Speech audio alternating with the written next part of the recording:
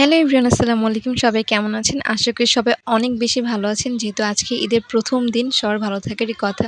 So আলহামদুলিল্লাহ আমরাও ভালো আছি। আজকে আমাদের বাসায় সামান্য কিছু আয়োজন ছিল এবং তার মধ্যে ছিল একদম গরম, গরম গরুর মাংসের বলুন তো কি? খিচুড়ি। সো আম্মু আজকে খিচুড়ি রান্না করেছিল এবং আম্মুর হাতে যেকোনো রান্না আলহামদুলিল্লাহ এত মজার। আই থিংক আমার মায়ের না, পৃথিবীর সকল মায়ের হাতের রান্না খুবই মজা। তো এই তো আম্মু হচ্ছে গরুর মাংসটা একদম কষিয়ে নিচ্ছিল। তার মধ্যে সবকিছু দিয়েছিল। সো সরি টু সে ভিডিওর একটু ক্লিপ আমি নিতে ভুলে গিয়েছি। কজ ঈদের দিন যেহেতু এত ব্যস্ত ছিলাম। সো যতটুকু নিয়েছি আপনাদের যদি রেসিপি লাগে অবশ্যই আমাদেরকে কমেন্ট করে জানাবেন। তো এই তো লোক আমাদের খিচুড়ি যেমন দেখতেও সুন্দর হয়েছিল, খেতেও ছিল দারুণ মজা।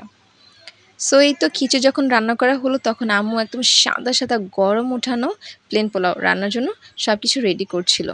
সো এই তো পেঁয়াজের বেরেস্তা একটু তুলে রাখলো সামান্য এবং সেখানে হচ্ছে যা, যা প্রয়োজন পোলাওয়ের জন্য সবকিছু দিল এবং সবকিছু খুব সুন্দরভাবে মাখাছাকা করছিল। সো এই তো আমাদের পোলাওটা কিন্তু অলরেডি রেডি হয়ে যাবে একটু পরেই। আর আম্মু যখন পোলাও রান্না করে পুরো বাসাটা সুগন্ধে একদম মো, মো করে। এত ভালো লাগে পোলাও খেতে।